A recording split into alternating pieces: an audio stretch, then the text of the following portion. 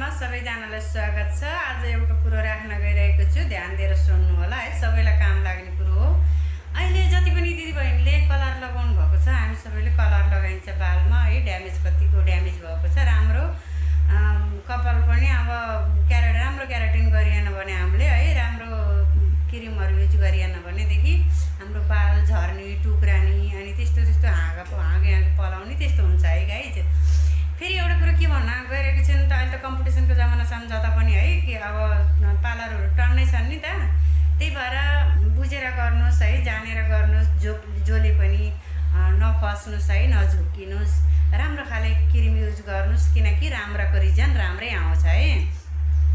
मैले के भन्न गइरहेको छु भनेदेखि एउटा दिदी आउनुभएको थियो मेरो पार्लरमा। उहाँले भन्नुभएको थियो, बहिनी मैले स्ट्रेट गरेको हल्का आजभन्दा 6 महिना अगाडि मैले कलर लगाएको थिएँ। अनि कलर लगाउँदाखेरि मेरो 81 स्ट्रेट गर्दाखेरि मेरो बाल एकदम झुर्र पऱ्यो, अनि फेरि टुक्रियो, अनि 1 महिना नि टिकेन भन्ने कुरा गर्नुभएको थियो। मैले के भन्छु भनेदेखि राम्रो युज गर्नुहोस् है, क्रिमहरू बरु 2-4 पैसा महँगै भओस् केही भएन, तर क्रिमहरू राम्रो युज गर्नुहोस्, किनकि केस र फेस बिग्रियो भने राम्रो हुँदैन कसैको पनि है, पछुतो हुन्छ पछि आफूलाई।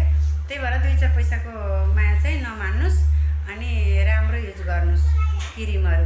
त्यही भएर गाइस मैले बाबु नआऊ त नआऊ बाहिर जाऊ एकैछिन। अनि मैले के भन्छु भनेदेखि कलर भएको बाललाई खास भन्यो भने स्ट्रेट गर्न हुँदैन है। तपाईँले जे भन्नुहोस्, जसले जे भन्नुहोस् है दिदीबहिनीले, तर कलर भएको बाललाई स्ट्रेट हुँदैन, तर क्याराटिन गर्ने हो।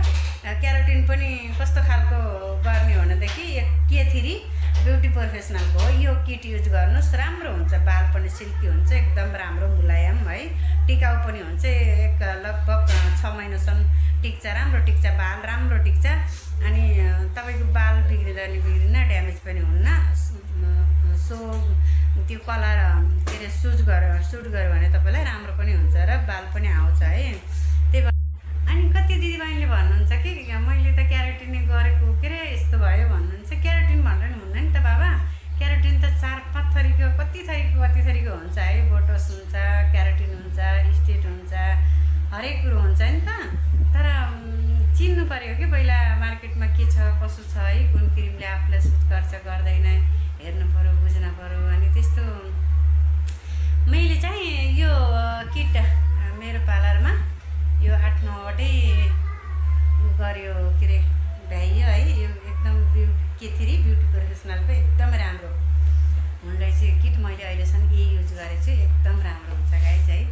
तपाईँले पनि यही किट नै युज गर्नु होला, किनकि कसैको बालमाथि, कसैको फेसमाथि है, हामी त ब्युटी सेनहरू अब धेरै नै सोचसमझ धेरै गर्नुपर्छ है, धेरै नै ध्यान पुऱ्याएर गर्नुपर्छ नि। हामीले कसैको फेस बिग्रियो भने है, कसैको बाल बिग्रियो भने एक त काम गर्ने मान्छेलाई कसैले जस दिँदैन। दोस्रो कुरो है, दोस्रो कुरो बिग्रियो भने त बिग्रिहाल्छ नि, त्यसलाई सपर्नु चाहिँ कति दुःख हुन्छ है। त्यही भएर नबिग्राउँदै हामीले ध्यान पुऱ्याउने के है, नबिग्राउँदै ध्यान पुऱ्यायो भने राम्रो हुन्छ।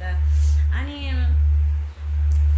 एकजना बहिनीले भन्दै हुनुहुन्थ्यो मलाई, दिदी मैले बुटोल गरेको अनि कस्तो के 1 महिना टिकेन, कस्तो क्रिम देख्छ त राम्रो थियो, तर 1 महिना टिकेन, कस्तो बाल भुर्र भयो, अनि लचक्क नि बसेन, एकदम कलर लगाएर अनि त्यस पछाडि मैले क्याराटिन गरेको थिएँ भनेको थिएँ। अनि त्यस्तो जस्तो कलर लगाएर उति बेलै क्याराटिन गर्न मिल्दैन र भनेर भन्नुभएको थियो। नै मिल्छ, कलर तपाईँले तत्कालै कलर गरेर तत्कालै क्याराटिन गर्न मिल्छ, राम्रो हुन्छ नै, त्यस्तो हुँदैन। तर क्याराटिनमा त्यस्तो हुँदैन, तर स्ट्रेट गर्न चाहिँ कलर गरेको बालमा मिल्दैन। सो तपाईँलाई पनि थाहा होला है, तपाईँहरूलाई त धेरै दिदीबहिनीहरूलाई थाहा छ, सबैले कलर लगाउनुहुन्छ, मिल्दैन कलर गरेको बालमा स्ट्रेट गर्न। तर क्याराटिन गर्न त उति बेलै तत्कालै तपाईँले कलर गरेर पनि अनि क्याराटिन गर्न मिल्छ, राम्रो हुन्छ।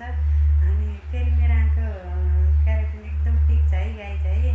कहाँदेखि हेर्दै हुन्छ, कुन ठाउँदेखि हेर्दै हुन्छ, मेरो भिडियो यस्तै भिडियो हाल्नेछु, पार्लर सम्बन्धीहरू जानकारीहरू जति मलाई अनुभव भएको छ त्यति नै तपाईँहरूलाई पनि म सेयर गर्दै जानेछु गाइज है। लाइक सेयर सब्सक्राइब गर्न चाहिँ नबिर्सिनु होला है। आइएम सो सरी, गल्ती भयो माफ गर्नु होला। By by, thank you.